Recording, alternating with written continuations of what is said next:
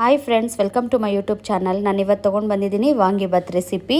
ಯಾರು ಬದನೆಕಾಯಿನ ಇಷ್ಟನೇ ಪಡಲ್ಲ ಅಂತಾರೆ, ದೊಡ್ಡವರಾಗಲಿ ಮಕ್ಕಳಾಗಲಿ, ಅವರೆಲ್ಲರೂ ನಾನು ಮಾಡೋ ಥರ ವಾಂಗಿಬಾತ್ ಮಾಡಿದರೆ ತುಂಬ ಇಷ್ಟಪಟ್ಟು ತಿಂತಾರೆ. ಆ ವಾಂಗಿಬಾತ್ ಹೇಗೆ ಮಾಡೋದನ್ನು ನೋಡೋಣ. ನಾನಿಲ್ಲಿ 1/4 kg ಬದನೆಕಾಯಿನ ಸಣ್ಣದಾಗಿ ಕಟ್ ಮಾಡಿದ್ದೀನಿ. ತುಂಬ ಸಣ್ಣ ಮಾಡಬೇಡಿ, ಇಷ್ಟು ದಪ್ಪನಾದರೂ ಇರಲಿ. ಕಟ್ ಮಾಡಿ ನೀರಲ್ಲಿ ನೆನೆಸಿಟ್ಕೊಂಡಿದ್ದೀನಿ, ಇಲ್ಲಾಂದರೆ ಬದನೆಕಾಯಿ ಎಲ್ಲ ಕಪ್ಪಾಗಿಬಿಡುತ್ತೆ. ಅದಕ್ಕೇ ನೀರಲ್ಲಿ ನೆನೆಸಿಟ್ಕೊಳ್ಳಿ ಒಗ್ಗರಣೆ ಮಾಡೋವರೆಗೆ. ಒಗ್ಗರಣೆಗೆ ಸ್ವಲ್ಪ ಸಾಸಿವೆ, ಒಂದು ಅರ್ಧ ಸ್ಪೂನಷ್ಟು ಕರಿಬೇವು, ಒಂದು 5 ರಿಂದ 6 ಬ್ಯಾಡಗೆ ಮೆಣಸೆ ಹಣ್ಣು.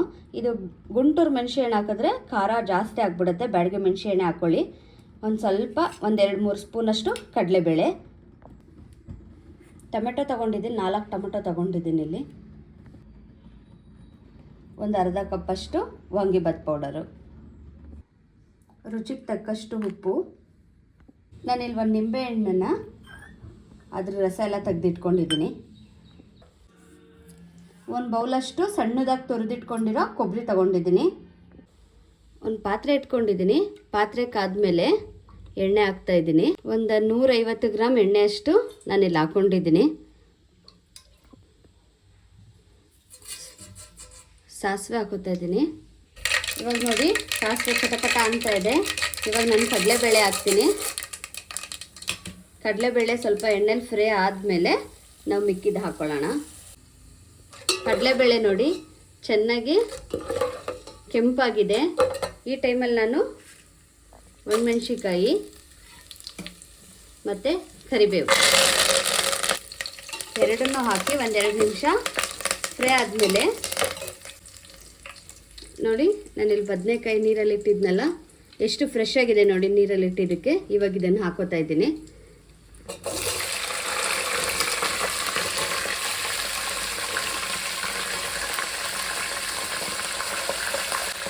ಇವಾಗ ನೋಡಿ ಬದನೆಕಾಯಿ ಹಾಕಿದ್ಮೇಲೆ ಬೇಗ ಬೇಗ ಬೇಗ ಹಿಂಗೆ 1-2 ಸಲ ಎಣ್ಣೆಲಿ ಫ್ರೈ ಮಾಡಿ ಸಾಕು. ಜಾಸ್ತಿ ಹೊತ್ತು ಎಣ್ಣೆಲಿ ಫ್ರೈ ಮಾಡಿದ್ರೆ ಬದನೆಕಾಯಿ ಎಲ್ಲ ಬೇಗ ಬೆಂದೋಗ್ಬಿಡುತ್ತೆ. ಹಾಗಾಗಿ ಎಣ್ಣೆಲಿ 1-2 ನಿಮಿಷ ಅಷ್ಟೇ ಫ್ರೈ ಮಾಡಬೇಕು ಬದನೆಕಾಯಿನ. 1-2 ನಿಮಿಷ ಫ್ರೈ ಮಾಡಿ ಆದಮೇಲೆ ಹಿಂದೆನೇ ಇದಕ್ಕೆ ನಾವಿವಾಗ ಟೊಮೆಟೊ ಹಾಕ್ತಾಯಿದ್ದೀನಿ.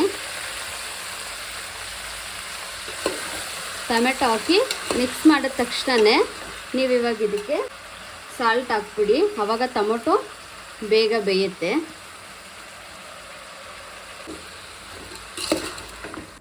ಇವಾಗಿದು ಒಂದು 3 ರಿಂದ 4 ನಿಮಿಷ ಟೊಮೆಟೊ ಎಲ್ಲ ಬೇಯೋವರೆಗೆ ನಾವು ಕುಕ್ ಮಾಡೋಣ.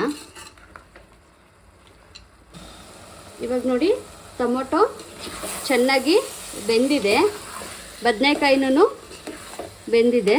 ಈ ಟೈಮಲ್ಲಿ ನಾನು ಈ ವಾಂಗಿಬಾತ್ ಪೌಡರ್ ಹಾಕ್ತಾಯಿದ್ದೀನಿ. ಇವಾಗ ನಾನು ತೊಗೊಂಡಿರೋ ಬದನೆಕಾಯಿ ಟೊಮೆಟೊಗೆ ನಾನು ತೋರಿಸ್ತಾ ಇದ್ದೀನಲ್ಲ, ಇಷ್ಟು ವಾಂಗಿಬಾತ್ ಪೌಡರು ಬೇಕಾಗುತ್ತೆ, ಅರ್ಧ ಕಪ್ಪಷ್ಟು. ಇವಾಗ ನೋಡಿ ಇದಕ್ಕೊಂದು ಒಳ್ಳೆ ಮಿಕ್ಸ್ ಮಾಡಿದ್ರೆ ವಾಂಗಿಬಾತ್ ಗೊಜ್ಜು ರೆಡಿ ಆಗುತ್ತೆ. 1-2 ನಿಮಿಷ ಎಣ್ಣೆಯಲ್ಲಿ ಈ ಥರ ತಿರ್ವಾಕಿದ್ರೆ ಸಾಕು, ಜಾಸ್ತಿ ಹೆಚ್ಚೊತ್ತೇನು ಬೇಯಿಸಬೇಕು ಅಂತ ಇಲ್ಲ. ಇದನ್ನು ಪೌಡ್ರ್ ಹಾಕಿದ್ಮೇಲೆ ಇವಾಗ ನೋಡಿ 2 ನಿಮಿಷ ಆಗಿದೆ, ಎಲ್ಲ ಲೈಟಾಗಿ ಎಣ್ಣೆ ಬಿಡ್ತಾ ಇದೆ. ನಿಮಗೆ ಕಾಣಿಸ್ತಾ ಇದೆಯಾ? ಈ ಟೈಮಲ್ಲಿ ಆಗಿದೆ ಅಂತ ಅರ್ಥ.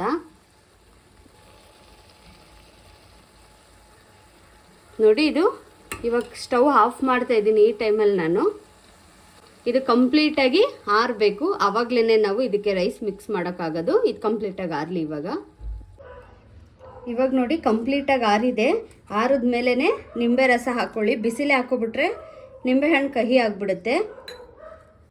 ಇವಾಗ ಕಂಪ್ಲೀಟಾಗಿ ಮಿಕ್ಸ್ ಮಾಡಿದ್ಮೇಲೆ ನಿಂಬೆ ರಸ ಎಲ್ಲ ನಾನಿಲ್ಲಿ ಅನ್ನ ಮಾಡಿ ಅದನ್ನು ಕ್ಲೀನಾಗಿ ಕಂಪ್ಲೀಟಾಗಿ ತಣ್ಣಗೆ ಆರಕ್ಕೆ ಬಿಟ್ಟಿದ್ದೆ. ಈ ಅನ್ನ ಎಲ್ಲ ಇದಕ್ಕೆ ಹಾಕಿ ಸ್ವಲ್ಪ ಸ್ವಲ್ಪನೇ ಅನ್ನ ಹಾಕ್ಕೊಂಡು ಕ್ಲೀನಾಗಿ ಮಿಕ್ಸ್ ಮಾಡ್ಕೋಬೇಕು. ಇವಾಗ ಅನ್ನ ಹಾಕಿದ್ಮೇಲೆ ಬೇಗ ಬೇಗ ಮಿಕ್ಸ್ ಮಾಡಿಬಿಡಿ, ಸ್ವಲ್ಪ ನಿಧಾನಕ್ಕೆ ಮಿಕ್ಸ್ ಮಾಡಿ. ಬದನೆಕಾಯಿ ಆಲ್ರೆಡಿ ಬೆಂದಿರೋದ್ರಿಂದ ಎಲ್ಲ ಪೇಸ್ಟ್ ಆಗಿಬಿಡುತ್ತೆ. ಸ್ವಲ್ಪ ನಿಧಾನಕ್ಕೆ ಮಿಕ್ಸ್ ಮಾಡಬೇಕು.